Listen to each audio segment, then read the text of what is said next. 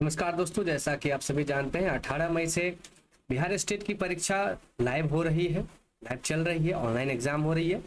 मैं अपने इस चैनल पे आर्ट ऑफ टीचिंग्स का महामैराथन क्लास ले रहा हूं, जिसमें ये आज 8वां क्लास है।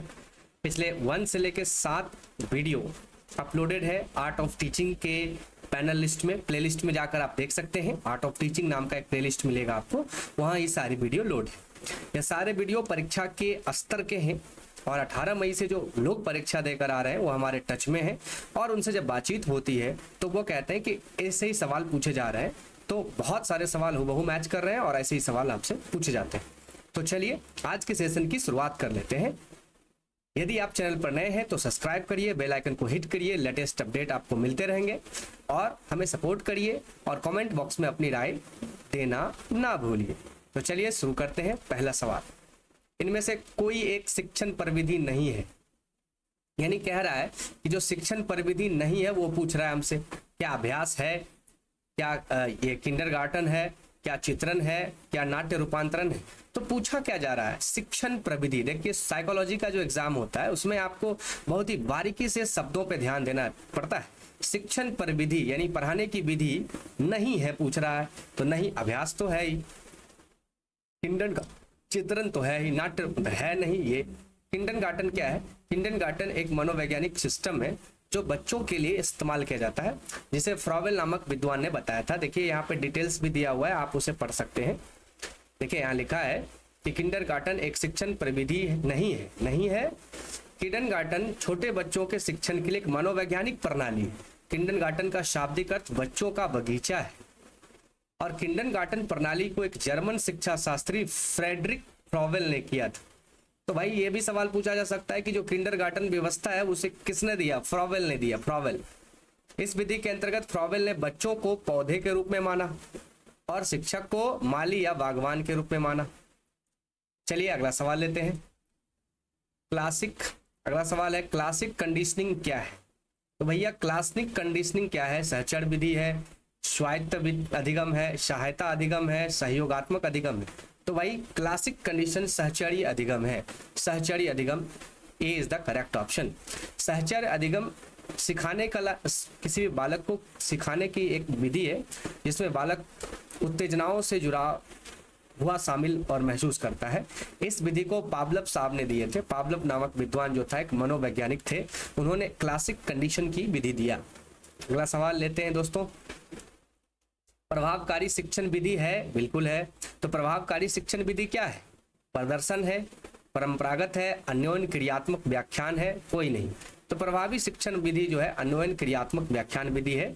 तो अन्योन्य क्रियात्मक क्रिया व्याख्यान एक प्रभावकारी शिक्षण विधि है। प्रभावकारी शिक्षण विधि शिक्षण और सीखने के तरीकों का वर्णन करता है। आप वीडियो को पॉज करके पूरा डिटेल्स पढ़ सकते हैं और जहां जरूरत होगी मैं आपको डिटेल्स में लेके जाता रहूंगा। अगला सवाल लेते हैं। उद्देश्य को चुनौतीपूर्ण बनाने हेतु क्या करना चाहिए? तो क्रिया विशेषण, संज्ञा विशेषण। तो उद्देश्य को चुनौतीपूर्ण बनाना है तो आपको क्रिया बदलने की जरूरत होती है। Option is the correct answer. यहाँ पे डिटेल्स दिया हुआ है। उद्देश्य को चुनौतीपूर्ण बनाने हेतु क्रिया बदलनी चाहिए। उद्देश्य एक पूर्वदर्शित लक्ष्य है जो किसी क्रिया को संचालित करता है। अगला सवाल लेते हैं दोस्तों। संश्लेषण का अर्थ क्या होता है? एनालिसिस का अर्थ होता है नवीन विचारों का निर्माण, नवीन वस्तु का निर्माण, अद्वितीय उत्पाद का निर्माण, उपयुक्त सभी। तो जो संश्लेषण होता क्या? एनालिसिस करना। तो जब आपको ज्ञान होता है, फिर आप डाटा यानी सूचना लेते हैं, फिर उस सूचनाओं का जब आप विश्लेषण करने के बाद आप खुद से संश्लेषित करते हैं किसी चीज का, तो नवीन विचार बनता है, नवीन वस्तु बनता है, अद्वितीय उत्पाद बनता है। यानी कि ये तीनों सही है, उपरोक्त सभी सही जवाब होगा। संश्लेषण का अर्थ नवीन विचार का निर्माण, नवीन वस्तु का निर्माण, अद्वितीय उत्पाद का निर्माण करना। संश्लेषण कुछ नया बनाने के लिए तत्वों को संयोजित करने की क्रिया है। तो चलिए अगला सवाल देखते हैं। Question number 5। यदि वीडियो पसंद आ रहा है तो हमें लाइक करिए, कमेंट कीजिए और अपनी राय दीजिए क्या कुछ और हम आपके लिए बेहतर कर सकते हैं। क्या यह वीडियो आपकी मदद कर रहा है कि नहीं कर रहा है? दल शिक्षण मिलकर काम है। दल शिक्षण क्या होता है? यानी कि ग्रुप टीचिंग। तो 2 या 2 से अधिक शिक्षकों का, 2 या 2 से अधिक छात्रों का, शिक्षक और छात्र का कोई नहीं। तो 2 या 2 से अधिक छात्र शिक्षक जब मिल जाते हैं तो उसे कहते हैं दलगत टीचिंग। तो 2 या 2 से अधिक शिक्षक जब मिलते हैं तो अब मिल करके एक पूरी विधि बनाते हैं शिक्षण का, तो उसे कहते हैं दलगत शिक्षण विधि। अगला सवाल लेते हैं, सत्तावादी शिक्षण क्या है? तो सत्तावादी यानी सत्ता किसके पास होगी? तो भैया पहले जमाने में होती थी शिक्षकों के पास सत्ता, अब तो नहीं है, अब तो चाइल्ड सेंटर एजुकेशन हो गई है। तो हमसे पूछ रहा है सत्तावादी, तो शिक्षक केंद्रित शिक्षा होगी सत्तावादी। अगला सवाल देखिए, सत्तावादी शिक्षण शिक्षक केंद्रित है। सत्तावादी शिक्षण पद्धति में शिक्षक का छात्रों और शिक्षण प्रक्रिया पर पूर्ण नियंत्रण होता था। चलिए अगला सवाल लेते हैं, विधि प्रशिक्षण देता है? बिल्कुल देता है। विधि प्रशिक्षण देता है रचनात्मक सोच का, तर्क का, आलोचनात्मक निर्णय का, उपयुक्त सभी का। तो सभी का देता है भाई, उपयुक्त सभी, D is the correct option. तर्क का, आलोचनात्मक निर्णय का, रचनात्मक का, सभी का प्रशिक्षण देता है। अगला सवाल, इनमें से एक मेरिल मॉडल का 5 सिद्धांत है। तो जो मेरिल मॉडल साहब थे उनका 5 सिद्धांत इनमें से कौन है? तो जो उनका 5 सिद्धांत है वो आपको याद होना चाहिए। समस्या केंद्रित, सक्रियन, प्रदर्शन। यहाँ पर देखिए मैंने 5 सिद्धांत को मेंशन किया है। पहला है समस्या केंद्रित, सक्रियन, प्रदर्शन, आवेदन और एकीकरण। तो इसमें चलिए मैच करते हैं। विश्लेषण नहीं है, उपलब्धि नहीं है, आकलन नहीं है, यहाँ पर क्या है? सक्रियन, एक्टिवनेस, ये सही जवाब हो जाएगा। तो मेरिल मॉडल साहब का 5 सिद्धांत था, उनमें से कोई एक सिद्धांत यहाँ पे दिया हुआ है जैसे सक्रियन, और आपसे पूछा जा रहा है कि कौन है। हो सकता है अगले सवाल में, अगले एग्जाम में, आपके एग्जाम में इससे कोई पूछ ले, जरूर याद रखिए। अगला सवाल, ADDI मॉडल में ए किससे निरूपित करता है?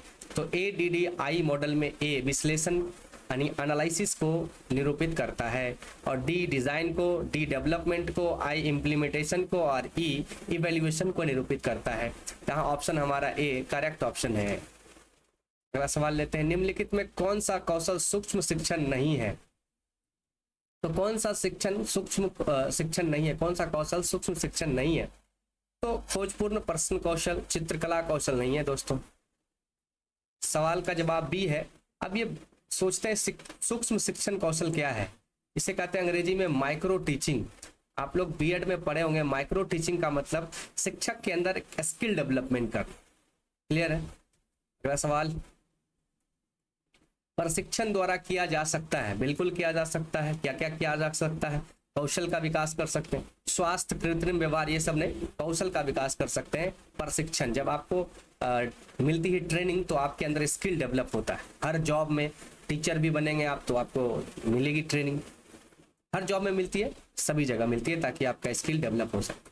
अगला सवाल लेते हैं, शिक्षक प्रशिक्षण क्यों आवश्यक है? तो दोस्तों शिक्षक प्रशिक्षण इसलिए आवश्यक है, क्या ए शिक्षण कौशल बढ़ाता है, विद्यालय संगठन को समझना, ए और बी दोनों, इनमें से कोई नहीं। दीजिए जवाब। तो सही जवाब सी हो जाएगा, शिक्षण कौशल को बढ़ाना, विद्यालय संगठन को समझना। भाई शिक्षण को प्रशिक्षण दीजिएगा, वो विद्यालय की समझ आएगी, शिक्षण कौशल की बात उसमें आएगी, डेवलपमेंट होगा, तभी तो बच्चे को पढ़ाएगा और स्कूल की मैनेजमेंट को देख पाएगा।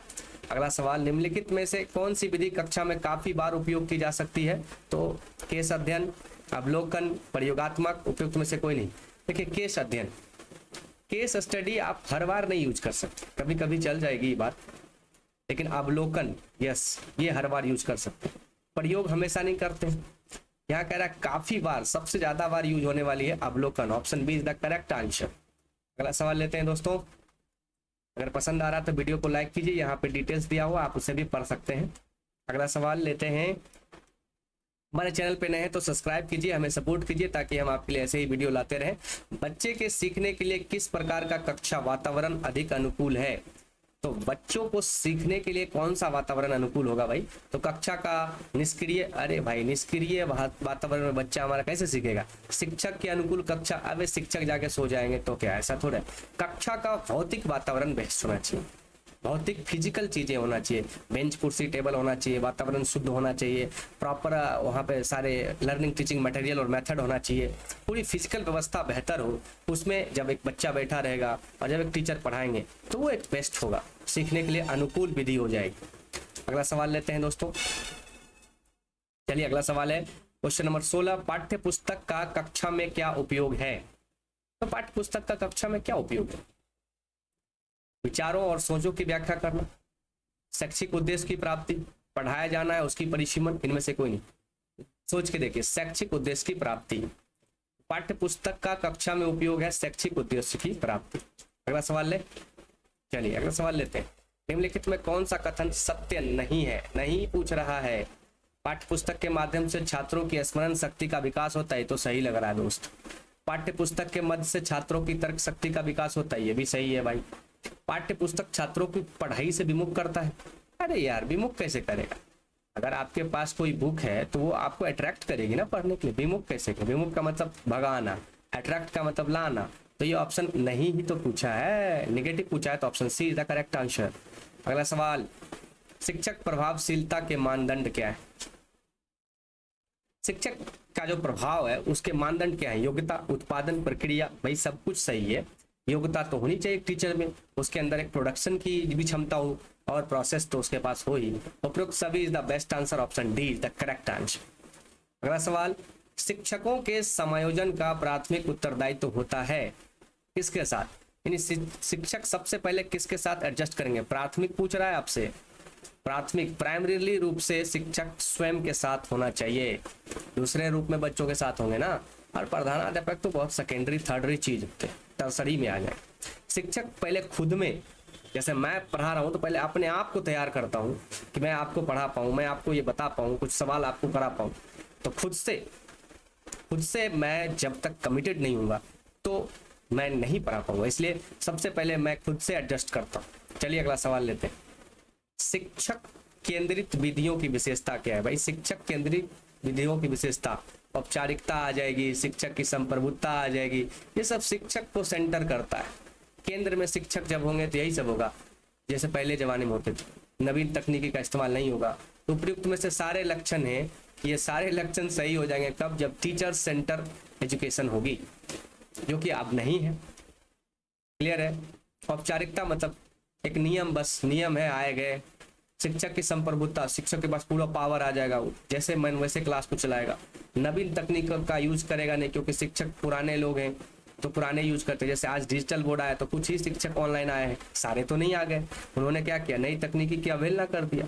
तो इस चक्कर में उनकी मतलब पतन भी हो जाएगी। लेकिन क्या करिए, शिक्षक केंद्रित विधियों की विशेषता तो ये सब है, क्योंकि ये सब रॉन्ग है। अगला सवाल लेते हैं। एक अच्छे मूल्यांकन में डैश नहीं होता है, व्यक्तिनिष्ठता नहीं होती, वैधता तो होनी चाहिए, ये पूछ रहा है, नहीं होता है। विश्वसनीयता होनी चाहिए, वस्तुनिष्ठता होनी चाहिए, नहीं होनी चाहिए व्यक्तिनिष्ठता। तो हमसे पूछा भी यही है, तो option D is the correct answer. Details आप पढ़ सकते हैं। अगला सवाल, बिहार विद्यालय परीक्षा समिति द्वारा संचालित मैट्रिक की परीक्षा का प्रकार क्या है? तो मैट्रिक की परीक्षा कैसा है? बाहरी परीक्षा, एकदम एक्सटर्नल एग्जाम है भाई, सेंटर दूर दूर जाता है। मापदंड संदर्भित है, ये भी सही है, मापदंड ही होता है। संकलात्मक मूल्यांकन तो हो ही रहा है बच्चे का, यानी उपयुक्त सही, D is the correct answer. अब डिटेल्स यहाँ लिखा है कि बिहार विद्यालय परीक्षा समिति द्वारा संचालित मैट्रिक की परीक्षा एक प्रकार का बाहरी परीक्षा, मानदंड और संकलात्मक मूल्यांकन सभी है। अगला सवाल ले दोस्तों, ग्रेडिंग प्रणाली किस प्रकार का मूल्यांकन है? तो देखिए, कहीं कहीं सापेक्ष भी है, रिलेटिव है, अच्छा भी है, और कहीं कहीं निरपेक्ष भी है। ग्रेड देकर के बहुत सारे बच्चे को आप पास भी कर देते हैं, लेकिन जो पास फेल सेकंड थर्ड है उसमें तो सबके अपने रूल है, अपने सिस्टम है। हमसे ये पूछ रहा है कि ग्रेडिंग प्रणाली किस प्रकार का मूल्यांकन है, तो दोनों है, सापेक्ष भी है और निरपेक्ष भी है। उपयुक्त सी इज द करेक्ट आंसर। यहाँ लिखा है ग्रेडिंग प्रणाली निरपेक्ष और सापेक्ष प्रकार का मूल्यांकन है। क्लियर है? अगला सवाल, विषय वस्तु की रूपरेखा है पाठ्यक्रम का। वैसे पाठचर्या का क्यों होगा? विषय की बात जैसे ही कर दिया तो पाठचर्या में सब कुछ आता है दोस्त, और पाठ्यक्रम में वो सिर्फ विषय वस्तु आती है, कितना विषय है, क्या पढ़ना है, बस। पाठ और इकाई तो उस विषय का हिस्सा होता है। तो पाठ्यक्रम विषय वस्तु की रूपरेखा है। पाठ्यक्रम एक ऐसा साधन है जो छात्र तथा अध्यापक को आपस में जोड़ता है। अगला सवाल, कक्षा के वातावरण में मूल्यों, मानकों और विश्वासों का अपसरण होता है? बिल्कुल होता है। मुख्य पाठ्यक्रम में, भाई कोर में नहीं होगा, ये नहीं हो सकता। छिपा हुआ पाठ्यक्रम ये होगा। सामग्री पाठ्यक्रम नहीं होगा, ये भी नहीं होगा, ये भी नहीं होगा। क्यों नहीं होगा? देखिए, कोर सिलेबस में मूल्यों और मानकों की बात और विश्वासों की बात क्यों करता है? ये छिपा हुआ पाठ्यक्रम है, जैसे लाइक कभी प्रिंसिपल आके आपको बिहेवियर पर लेक्चर देते हैं, कभी डिसिप्लिन पे लेक्चर देते हैं, ये सब छिपा हुआ है पाठ्यक्रम में। पाठ्यक्रम में इसकी कोई चर्चा नहीं है कि आप जाके बिहेवियर पर लेक्चर दो। अब मुख्य पाठ्यक्रम तो वही है जो आपका बुक है, उसमें 10 चैप्टर है, वो मुख्य पाठ्यक्रम। अगला सवाल, अधिगम को प्रभावित करने वाले मनोवैज्ञानिक कारक हैं? बिल्कुल है। ऑप्शन क्या क्या दिया है? शिक्षक का, विषय की प्रकृति का, छात्रों की जाति का, छात्रों की रुचि का। देखिए, अधिगम को प्रभावित करने वाले मनोवैज्ञानिक कारण तो हैं भाई साहब, छात्रों की रुचि। अगर बच्चा साइकोलॉजिकल रूप से रुचि नहीं ले रहा है तो बहुत अधिगम खराब हो जाएगा। हाँ देखिए, अगर हम ये कहें कि अधिगम को प्रभावित करने वाला कारक कौन कौन है, तो शिक्षक भी होगा। अगर शिक्षक गया ऐसे होगा, हम ही ऐसे तो आप कैसे, आपको अच्छा नहीं लगेगा। तो ये भी है। विषय की प्रकृति, अब आपको आर्ट ऑफ टीचिंग पढ़ना है, मैं पढ़ाने लगूं हिस्ट्री, तो दिक्कत है, विषय की नेचर बदल जाएगी। छात्रों की जाति, अब आप जो भी वीडियो देख रहे हो उसकी कोई भी जाति हो, धर्म हो, मेरी कोई जाति धर्म है, क्या मतलब है जी सबसे। लेकिन इंटरेस्ट, रुचि, मुझे पढ़ाने में रुचि है, आपको पढ़ने में रुचि है, तो वो अधिगम सक्सेसफुल होगा। तो अधिगम का जो मनोवैज्ञानिक कारण है वो छात्रों की रुचि है। लेकिन अधिगम के कारक जो है वो पर्यावरणीय कारक भी बहुत सारा है, जैसे आसपास की चीजें, कैसी नेचुरलिटी है कि नहीं है, भौतिक व्यवस्था है कि नहीं है। अब बिल्डिंग्स नहीं है, बच्चे नीचे बैठ रहे हैं, अधिगम को प्रभावित कर देगा। व्यक्तिगत कारण भी हो सकता है, बच्चा स्वस्थ नहीं है, टीचर स्वस्थ नहीं है ना, विषय ठीक से नहीं आया है, शिक्षक को पढ़ाने ही नहीं आ रहा है, स्किल नहीं है, तो इन चीजों का भी है। तो ये दोनों तो कारक हैं ही है, लेकिन हमसे पूछा क्या है, मनोवैज्ञानिक कारक। तो मनोवैज्ञानिक कारण क्या है? छात्रों की रुचि, इंटरेस्ट ऑफ स्टूडेंट। शिक्षण अधिगम प्रक्रिया है, सरल से जटिल बिल्कुल है, मूर्त से अमूर्त बिल्कुल है, ज्ञात से अज्ञात बिल्कुल है, उपयुक्त सभी। अगला सवाल ले दोस्तों, 28 नंबर क्वेश्चन कहता है इनमें से कौन सा कारक शिक्षण अधिगम को प्रभावित नहीं करता है? भाई नहीं करता है, निगेटिव पूछ दिया हो। परिपक्वता तो है, प्रभावित करेगा। तत्परता, आप तत्पर हैं आर्ट ऑफ टीचिंग पढ़ने के लिए क्योंकि आपको एग्जाम देना है। आकांक्षा, आपकी आकांक्षा है बीपीएससी टीचर बने, स्टेट परीक्षा निकाले। भौगोलिक सीमा, अच्छा आपका घर का दीवार तय थोड़े करेगा, भौगोलिक सीमा नेगेटिव वर्ड है, तो ये गलत बात है, लेकिन आंसर यही होगा क्योंकि हमें पूछा नेगेटिव है। अगला सवाल ले, स्मरण है क्या है भाई? स्मरण सहायक शिक्षण सामग्री है, ऑप्शन सी। अगला सवाल लेते हैं, यहाँ डिटेल है, स्मरण सहायक शिक्षक सामग्री है। सहायक शिक्षण सामग्री वह सहायक सामग्री, उपकरण तथा युक्तियां जिनके प्रयोग करने से विभिन्न शिक्षण परिस्थितियों को छात्र और समूहों के मध्य प्रभावशाली ढंग से ज्ञान का संचार होता है। अगला और उप सवाल जो है आपके सामने, हैंड्स ऑन अधिगम का लाभ क्या है? दोस्तों हैंड्स ऑन होता क्या है? तो करके सीखना, हैंड्स ऑन कहते हैं ना, अपना खुद कर ले, स्वयं, हे बउआ खुद कर ले, तो अपने से कर ले, तो करके सीखना, और भी स्वयं करके सीखना, हैंड्स ऑन, अपने हाथों से। लेकिन यहाँ पूछ रहा है लाभ क्या है, हैंड्स ऑन विधि क्या है, करके सीखना, ये सवाल नहीं पूछा। हमसे पूछा अधिगम, हैंड्स ऑन अधिगम यानी करके सीखने वाले अधिगम का लाभ क्या है भाई? तो नए कौशल को सीखना, बिल्कुल ये लाभ है। प्राकृतिक से अंतःक्रिया के लिए प्रोत्साहित करना, यह भी लाभ है। यानी उपयुक्त दोनों सही है भाई, option see the correct answer. Clear है? देखिए हैंड्स ऑन विधि में बच्चा स्वयं करके कुछ सीखता है। क्लियर है? चलिए अगला सवाल लेते हैं। अब जीएस का सवाल है, 30 सवाल खत्म हो जाएगा, खत्म हो गया। अब जीएस का सवाल लेते हैं, 31 नंबर सवाल।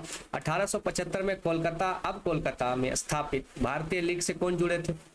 शिशिर कुमार, अरविंद घोष, मोहनदास, अरविंद घोष। शिशिर कुमार घोष तो थे ही, लेकिन शंभूचरण मुखर्जी थे, ऑप्शन सी। देखिए हिस्ट्री, मॉडर्न हिस्ट्री का सवाल है। 25 सितंबर 1875 को शिशिर कुमार घोष द्वारा इंडियन लीग की स्थापना कलकत्ता में की गई। इसके अस्थायी अध्यक्ष शंभूचंद्र मुखर्जी थे। ये राष्ट्रवाद की भावना पर काम कर रहे थे। अगला सवाल है दोस्तों, मूंगा रेशम का उत्पादन करने वाला भारत का राज्य कौन सा है भाई? असम में सही जवाब है, बिहार नहीं है। बिहार तो टसरा रेशम का उपयोग करता है। चलिए एक बार देख लेते हैं यहाँ पे डिटेल्स में। रेशम यानी सहतूत रेशम कर्नाटक, मूंगा रेशम असम, और ईडी रेशम मध्य प्रदेश, और टसर रेशम बिहार। यही पूछेगा इस बार कि जो टसर रेशम है वो कहाँ है, तो बिहार से। आपके सवाल में रहेंगे क्वेश्चन में, गारंटी इस बात की देता हूँ। अगला सवाल, निम्नलिखित में कौन सी मुद्रा अवमूल्यन का प्रभाव है? देखिए मुद्रा अवमूल्यन का मतलब है मुद्रा का पावर घट जाना। जैसे $1, $1, $1 जो है वो हम भारतीय 87 रुपये, मान लीजिए $1 हो जाए $100, इसका मतलब मुद्रा का अवमूल्यन हुआ। और जब इतना मुद्रा अवमूल्यन होगा तो निर्यात बढ़ जाएगी दोस्तों, क्योंकि कोई भी $1 आ करके 100 रुपया वाला सामान हमारे यहाँ से लेकर चला जाएगा, तो निर्यात में वृद्धि हो जाएगी। किस में वृद्धि हो जाएगी? निर्यात में वृद्धि। Option c is the correct answer. Mahatma Gandhi question 34 द्वारा शुरू किया गया पहला भारत का सविनय अवज्ञा आंदोलन था? बिल्कुल था, चंपारण था। यह बिहार के चंपारण जिले के काश्तकारों के साथ हुए अन्याय के खिलाफ एक विरोध था? बिल्कुल। तो देखिए ये दोनों स्टेटमेंट सही है। चंपारण सत्याग्रह पहला ऐसा सत्याग्रह था जिसे भारत में महात्मा गांधी ने सविनय कहा, और यह आंदोलन 1917 में चंपारण से शुरू हुआ, यह भी सही है। और यह काश्तकारों और किसानों के लिए शुरू हुआ नील की खेती के कारण, यह भी सही है। तो ऑप्शन 1 और 2 दोनों सही है। चलिए अगला सवाल, किस केंद्रीय मंत्रालय ने भारतीय मातृभाषा सर्वेक्षण MTSI आयोजित किया? तो मातृभाषा भाई घर के अंदर कौन सी भाषा चलेगी ये तो गृह मंत्रालय तय करेगी। Option b is the correct answer. शिक्षा मंत्रालय को क्या दिक्कत है भाषा से? संस्कृति कल्चर पे ध्यान देती है। विदेश मंत्रालय तो फॉरेन पे ध्यान देता है। ये जो आयोजित किया था वो गृह मंत्रालय, मोटा भाई अमित शाह। निम्नलिखित में से किस गैस को ग्रीन हाउस कहा जाता है? तो मीथेन तो ऑलरेडी ग्रीन हाउस है ही। नाइट्रोजन ये नहीं है। कार्बन डाइऑक्साइड है, यानी ए और सी दोनों। लेकिन एक बार लिस्ट देख लें कौन कौन है। तो ग्रीन हाउस गैस की लिस्ट में है कौन कौन? तो भाई साहब CO2 है, मीथेन CH4 है, नाइट्रस ऑक्साइड N2O है, क्लोरोफ्लोरो CFC है और ओजोन O3 है। नहीं कौन है? तो नाइट्रोजन नहीं है, N2 नहीं है। चलिए अगला सवाल लेते हैं। एकीकृत अपशिष्ट प्रबंधन में कितने मुख्य घटक होते हैं? तो एकीकृत अपशिष्ट प्रबंधन में कितने मुख्य घटक होते हैं? तो एकीकृत अपशिष्ट प्रबंधन में होते हैं 3 मुख्य घटक। कितने घटक? 3। यहाँ डिटेल्स भी दिया हुआ है, आप वीडियो पॉज करके पढ़ सकते हैं। बाकी ये पर्यावरण का सवाल है। किस प्रकार की खेती से वनों की कटाई अधिक होती है? तो भाई जीवन निर्वाह कृषि तो हमारे यहाँ होती है। हमारे यहाँ किसान इतने गरीब हैं भारत के, खास करके बिहार के, 2-4-5 बीघे या 2-4 कट्ठों में जमीन है, बस गेहूं उपजा लिए खा लिए, उतना ही काफी, यानी जीवन चल गया हो गया। वाणिज्य यानी व्यापार के लिए थोड़े करते हैं, इतना है ही नहीं। चलिए अगला सवाल, एल नीनो घटना होती है? बिल्कुल होती है। एल नीनो बहुत ही ज्योग्राफी का ये सवाल है। प्रशांत महासागर की एक जलधारा है एल नीनो, जिसके कारण वर्षा हो जाती है हमारे यहाँ थोड़ी बहुत। एल नीनो देखिए यहाँ लिखा है, प्रशांत महासागर में पेरू के समीप समुद्री सतह के गर्म होने की घटना को एल नीनो कहते हैं। एल नीनो का भारतीय मानसून पर प्रतिकूल प्रभाव पड़ता है, जिसके फलस्वरूप भारत को सूरों का सामना करना पड़ता है। थोड़ी बहुत ठंड के दिन में भी वर्षा हो जाती है। टी गंगा की डॉल्फिन निम्नलिखित में किस श्रेणी के जीवों से संबंधित है? तो हमारी जो गंगा की जो डॉल्फिन है वो कमजोर प्रजाति है बेचारी। Option be the correct answer. Ganga dolphin का वैज्ञानिक नाम है प्लेटनिस्टा गैंगेटिका। इसे वर्ष 2009 में राष्ट्रीय जलीय जीव घोषित किया गया। और IUCN जो एक लिस्ट बनाती है कि कौन कौन जीव मर गई, विलुप्त हो गई, दुर्लभ में है, कमजोर है, उसकी लिस्ट में ये कमजोर श्रेणी में है। तो 40 के 40 सवाल मैंने आपको करा दिए। अब जो आगे 10 सवाल हो गए वो 5 मैथ के और 5 रीजनिंग के, कुल 10 सवाल जो आप खुद से करते हैं। मैं आपको यहाँ पर learning and teaching art of teaching और उसके 10 GS के सवाल करा देता हूँ। दोस्तों अगर चैनल पे नए हैं तो बिल्कुल हमें सपोर्ट कीजिए, यूट्यूब हमारे इस चैनल को सब्सक्राइब कीजिए एक परिवार की तरह, और बेल आइकन को हिट कीजिए ताकि सारे अपडेट हर रोज जो 1 से 2 वीडियो आपका आर्ट ऑफ टीचिंग का चलता है वो है। प्लेलिस्ट में जाकर के आप हमारे चेक कर सकते हैं। और आर्ट ऑफ टीचिंग के अलावे बिहार स्टेट और BPSC TRE के लिए मैं फिजिक्स पेपर 2 भी करा रहा हूँ, तो उसे भी आप एक बार जरूर देखिए। प्लेलिस्ट में आपको मिल जाएगा या अभी आपके सामने एक शो हो रहा होगा, उसे क्लिक करके आप देख सकते हैं। तो आज के लिए इतना ही। अच्छे से रहिए, पढ़िए, अपना और अपनों का ख्याल रखिए, मस्त रहिए, स्वस्थ रहिए। जय हिंद।